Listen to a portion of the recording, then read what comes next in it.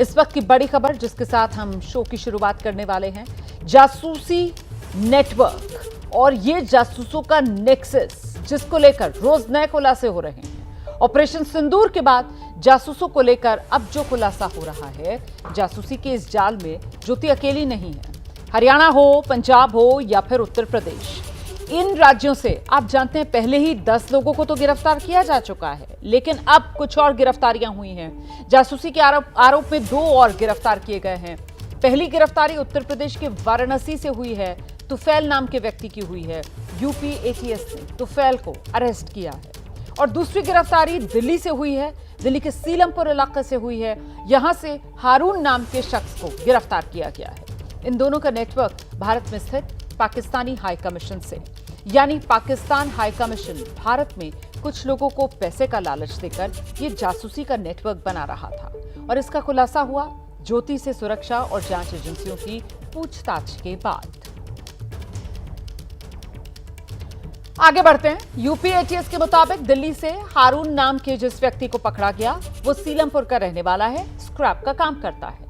उसी को लेकर जानकारियां पाकिस्तान उच्चायोग के कर्मचारी मुजम्मिल हुसैन के साथ ये मिला हुआ था।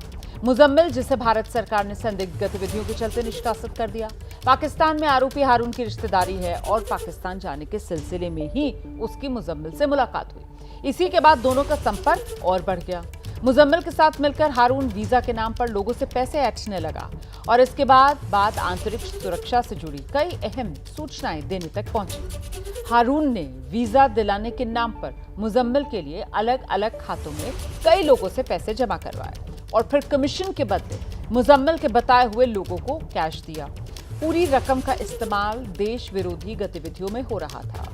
तो इस गिरफ्तारी के तार भी पाकिस्तान के उच्चायोग से जुड़ रहे हैं, क्योंकि यूपी एटीएस के मुताबिक हारून पाकिस्तान के उच्चायोग के उस कर्मचारी के संपर्क में जिसके लिए भारत सरकार की ओर से संदिग्ध गतिविधियों के चलते भारत छोड़ने का फरमान जारी किया गया, जिसका नाम मुजम्मिल हुसैन है। और बताया जा रहा है कि जासूसों के नेटवर्क में उसने ही हारून की एंट्री करवाई।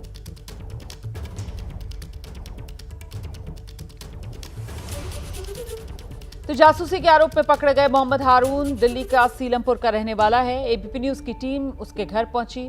उस पर लगे आरोपों को लेकर जब उसके परिवार से बातचीत की तो फिर हारून के परिवार की तरफ से बड़ी जानकारी दी गई। उन्होंने बताया कि हारून ने 2 शादियां की हैं, एक हिंदुस्तान में और दूसरी शादी हारून ने पाकिस्तान में की है।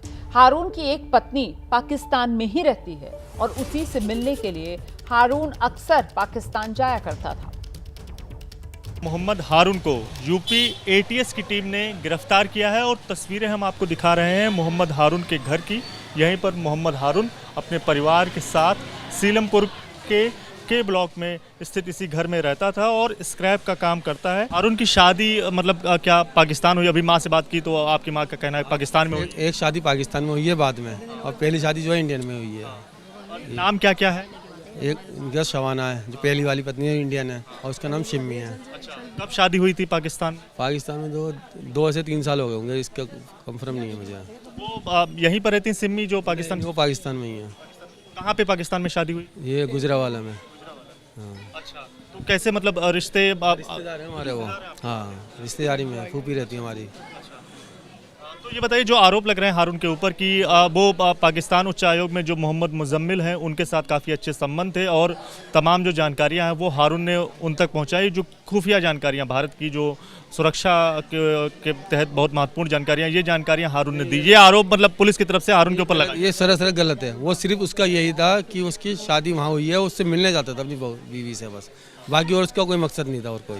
तो आप बता रहे हैं 2 से 3 साल पहले शादी हुई है, तो कब हारून का जाना पाकिस्तान होगा? इस साल गया है, 5 अप्रैल को गया और 25 अप्रैल को वापसी आ गया है।